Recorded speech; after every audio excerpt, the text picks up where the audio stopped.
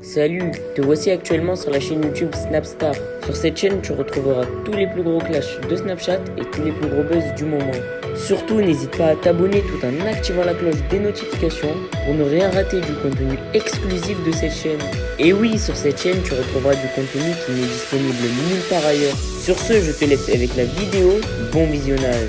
Comme vous avez pu le remarquer en regardant la miniature et le titre de cette vidéo, aujourd'hui nous allons principalement parler de Nabil El Moudni, d'Ilan, de Mila et de Marc Blatta. Vous devez certainement tous les connaître, Mila et Ilan ce sont deux candidats emblématiques de la télé-réalité française et Marc Blatta et Nabil ce sont deux blogueurs. Comme vous le savez, il y a quelques temps, Mila, Ilan et Marc Blatta ont fait la promotion pour un projet NFT. Dans cette vidéo, Nabil est furieux et il est enfin sorti du silence pour balancer l'énorme supercherie. En effet, selon lui, les trois influenceurs ont arnaqué leur communauté alors qu'ils savaient que c'était un projet frauduleux. Je vous laisse sans plus attendre avec tous ces clashs et n'oubliez pas de donner votre opinion dans l'espace commentaire.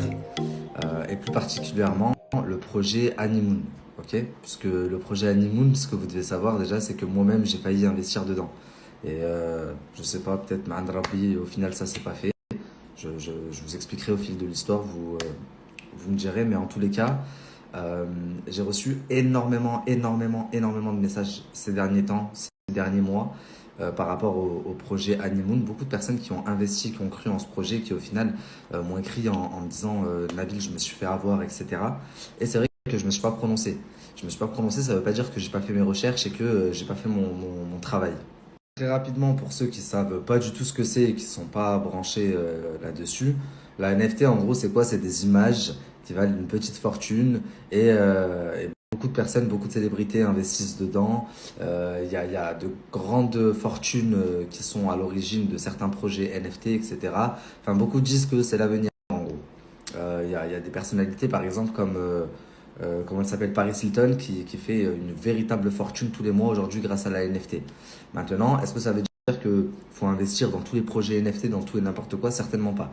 Pourquoi? Parce que, comme de partout, forcément, c'est un nouveau domaine, il y a beaucoup d'argent à faire dedans, mais il y a aussi énormément d'arnaques. Pour être honnête, la famille, la première fois que j'ai voulu vous parler de NFT, c'était par rapport à un projet Doggy, un projet de chien que j'estimais aussi être une arnaque. C'était des images de chiens. Mais au final, toutes les images ne se sont pas vendues et ça n'a pas fait autant parler que Honeymoon. Parce que justement, eux, ceux qui sont à l'origine de Honeymoon ont réussi à vendre l'intégralité du projet. Les 9999 images ont été vendues. Donc pour recontextualiser, Honeymoon, c'est quoi?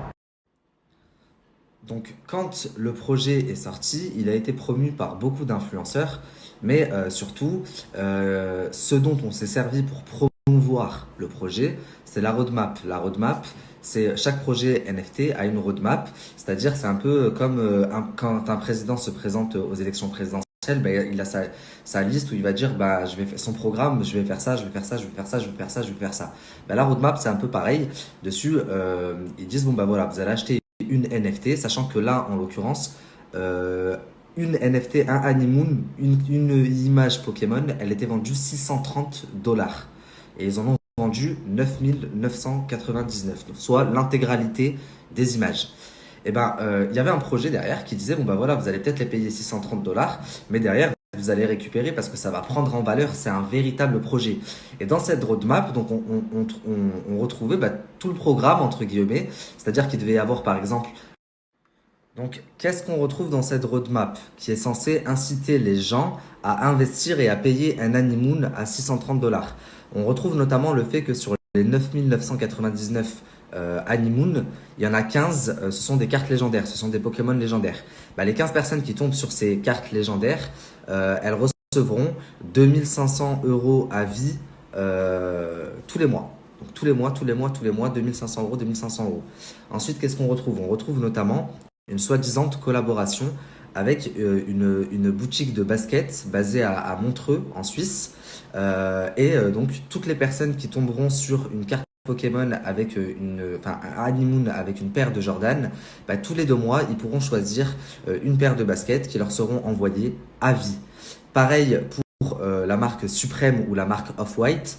Toutes les personnes qui tomberont sur une carte Honeymoon avec un t-shirt Off-White ou Supreme, tous les 2 mois, elles recevront un article Un article de leur choix à vie dans les deux boutiques. Qu'est-ce qu'il y a encore? Il y avait la sortie d'un jeu. Il devait avoir un jeu avec application qui devait sortir. Honeymoon, c'était un jeu de combat, il me semble, pareil, qui n'est jamais sorti. Et tout ça, c'était sur leur site internet. Donc, pour inciter les gens à acheter, ils se sont servi de ça, de ces arguments-là. Je vais vous les poster parce que même si aujourd'hui ils n'apparaissent plus sur le site internet, je les ai.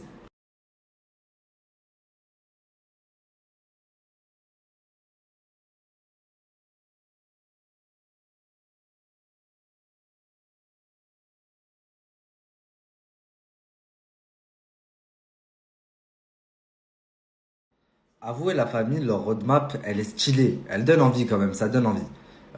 Maintenant, pour que les gens mettent 630 dollars sur une image, reste encore à le faire connaître déjà du grand public et à leur donner envie.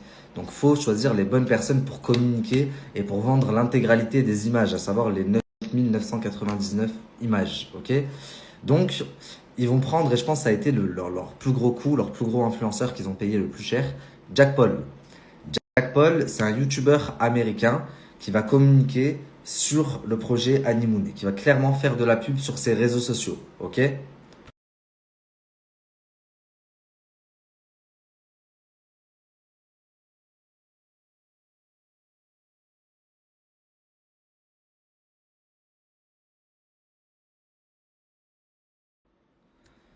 Donc Jack Paul, il communique, je pense, sur le marché américain. Du coup, il rapporte du monde des Américains qui vont acheter la NFT.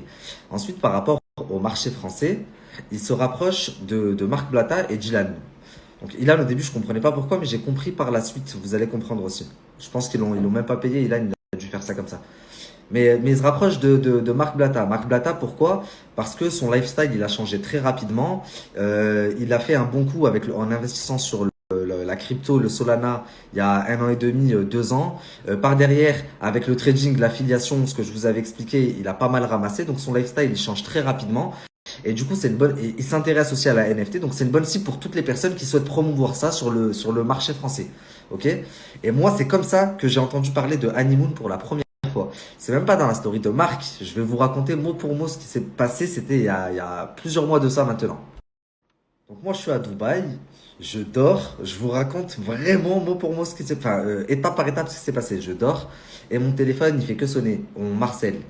Et qui c'est qui Marcel? C'est un ami à moi que j'ai connu bien avant les réseaux sociaux de Lyon et qui vit aujourd'hui à Dubaï. Il est dans l'immobilier, etc.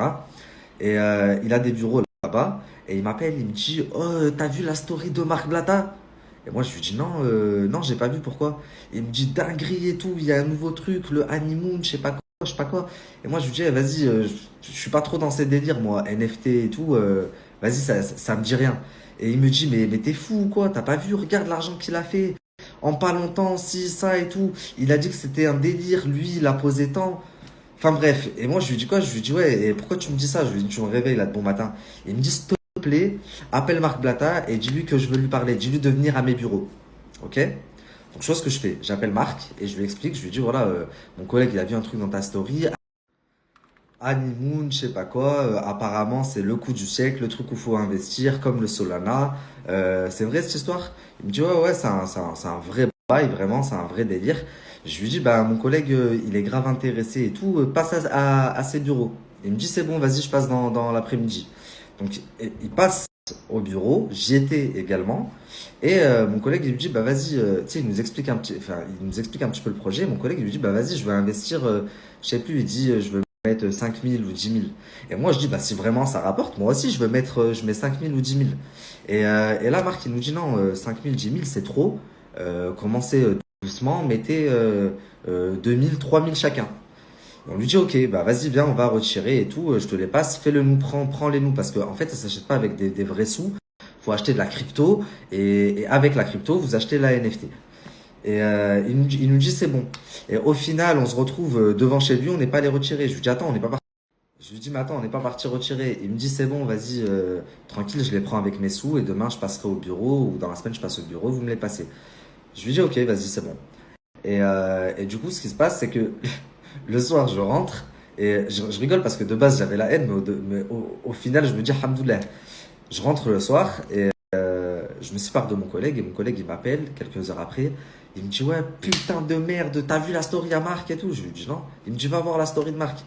Et moi je vais voir la story de Marc et je vois que Marc il se met devant son ordinateur, il filme l'ordinateur et il va pour genre acheter des honeymoon ou un truc comme ça ou je sais plus ou de la crypto et le site internet il plante.